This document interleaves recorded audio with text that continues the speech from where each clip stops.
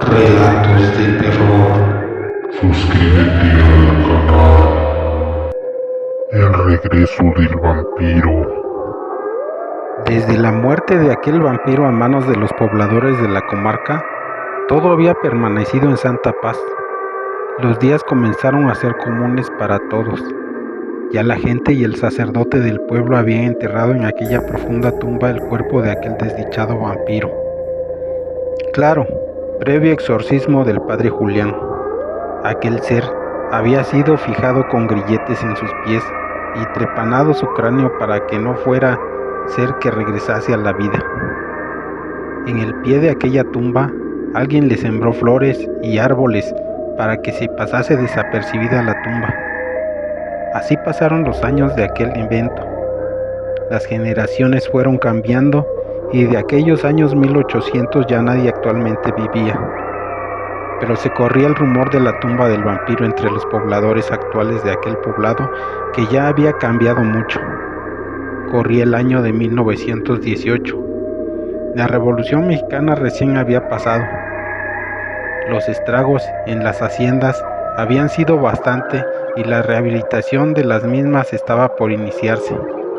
La revolución había traído al pueblo varios personajes de otros lugares del país. Algunos de aquellos hombres que trajo la revolución no eran muy impresionables con la leyenda de esos lugares.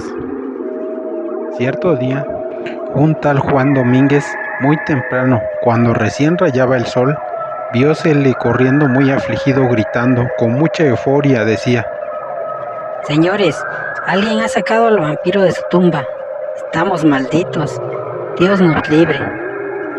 La gente que en ese momento pasaba por las calles de terracería del pueblo no le hicieron mucho caso a aquel desgraciado, ya que todos lo tomaban por el loco del pueblo. Así es que la gente que ya a sus deberes se dirigía, lo ignoraron y no le hicieron caso alguno. La mañana pasó y ya en la tarde los campesinos regresaban de labrar los campos, cuando hasta la entrada del pueblo los alcanzó otra vez Juan Domínguez, pero en esta ocasión ya comunicaba la noticia de que en el pueblo había desaparecido ya 2 menores de edad. La hija de doña Juana y doña María han desaparecido, amigos. Seguramente es el vampiro. Dios nos guarde. Los hombres que en ese momento caminaban por aquellos caminos principales, al escuchar esto, apresuraron el paso para llegar al pueblo. Precisamente en el atrio de la iglesia ya se arremolinaba una multitud de personas que entre ellas cuchicheaban y las campanas de la iglesia ya se hacían repicar. Y a pocos minutos el sacerdote de la iglesia salió a solicitud de los aldeanos y una vez frente a ellos intentaba organizar a la gente para acudir a buscar a las menores que ya llevaban más de medio día desaparecidas. El sacerdote preguntaba a los que allí se integraban recientemente si por casualidad alguien las hubiese visto en el campo. Los ahí presentes que en ese momento se apersonaban movían la cabeza de forma negativa. El sacerdote propuso esperar 1 hora más, en caso de que los menores estuviesen escondidas o jugando en alguna otra casa. En esa hora, todos buscarían en las casas y sus derredores. Así lo hicieron los ciudadanos de ese lugar, y cumplida la hora, todos regresaron al atrio de la iglesia sin novedad alguna. El sacerdote dividía en secciones la búsqueda en las afueras del pueblo. La noche ya estaba por caer. El ocaso del sol era desafortunado en ese momento, pero la naturaleza es maliciosa y en pocos momentos la noche era profundamente oscura. Solo la luz de las estrellas acompañó en la búsqueda. Las antorchas que portaban ayudaban en demasía. Esa noche alguien recordó en mal momento ante los presentes lo que el loco Juan había comentado en la mañana. Alguien pidió discreción al comentario, ya que no era el momento de pensar en ello. Pero don Apolonio Mendoza, levantando la voz, pidió a 5 hombres más para que lo acompañasen al panteón y despejar el tema del vampiro, que ahí yacía enterrado. Los demás decidieron seguir buscando a las menores por las afueras del pueblo. Don Apolonio, hombre recio y de gran valor, Tomó su carabina y machete bien filoso y se lo enfundó en la cintura, y en compañía de sus amigos más cercanos se dirigieron al panteón. Casi de inmediato, un mal presentimiento se apoderó de aquellos 6 hombres. Una vez que ya cerca de la tumba del vampiro, pudieron ver tirados 3 cuerpos de hombres que yacían tirados sin vida en la tierra recién removida de la tumba del vampiro. En el lugar, aún se podían ver tirados en el suelo las palas y picos que aquellos hombres ocuparon para desenterrar al vampiro. Y era de imaginarse que después de ello, a aquel ser les había quitado la vida. Eso lo pudieron asegurar. Cuando más cerca, alumbraron con la luz de las antorchas y se aseguraron de ver las caras de aquellos desdichados. Grande fue su sorpresa al ver que se trataba de los hombres que la revolución trajo por esas tierras. Sacando conjeturas, comentaban que tal vez aquellos hombres cegados por su ambición pensaron que aquel ser tendría riquezas en su tumba, y al sacarlo, lo volvieron a la vida, y éste se alimentó con su líquido vital. Cuando alumbraron el interior de la tumba, se percataron que el féretro negro yacía vacío. Los grilletes habían sido vulnerados. En aquel lugar no había nada que hacer, y decidieron dar aviso con los demás lo ahí acontecido. Cuando caminaban rumbo a la entrada del pueblo por la calle principal, algunos pobladores ya venían cargando en unas cobijas el cuerpo de las 2 menores, mismas que ya habían partido de este mundo. Claro, y como lo intuye el que esto escucha, esto a manos del vampiro. Las madres de las menores lloraban por sus hijas. Los pobladores se compadecían por el dolor de las madres y en procesión todos se dirigían a la iglesia del pueblo. En esos momentos, el sacerdote ya salía de la iglesia y los alcanzaba. Con gran pesar vio aquel espectáculo. Los cuerpos fueron ingresados a la iglesia para que en Santa Misa se pidiera por su alma. Todos los ahí presentes abarrotaron la iglesia de la Santa Cruz y escuchaban la misa que se llevaba a cabo.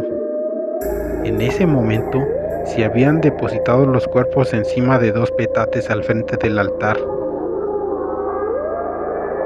El sacerdote, una vez que terminaba la misa, se aproximó a los cuerpos de aquellas pobres desdichadas, con la intención de bendecirlas con agua bendita. En ese momento, algo fuera de lo común sucedió. Los cuerpos, al ser alcanzados por el agua bendita, se retorcían y brasas de lumbre salían de sus cuerpos. Todos miraban aquello con gran temor. El sacerdote rezaba la Magnífica y pedía a todos los que ahí se encontraban en la iglesia que rezaran. Y pedía a todos que no se atemorizaran, que el diablo estaba por presentarse y que mejor todos rezasen en beneficio de las almas de las menores. Eso sucedía en el interior de la iglesia, pero algo más rondaba el lugar, ya que en esos momentos un gran relámpago iluminaba el cielo, presagiando una terrible noche. De pronto, un terrible grito les heló la sangre a los ahí presentes. En las afueras de la iglesia, precisamente en la calle principal, por donde minutos antes llegaba la multitud de gente, una figura espectral se presentaba y aullaba de furia. Los pobres pobladores se arremolinaban en la puerta de la iglesia para mirar qué acontecía afuera. Lo que vieron jamás lo hubieran imaginado, ni en sus peores pesadillas. En la calle principal, aquel ser gruñía, cual perro rabioso.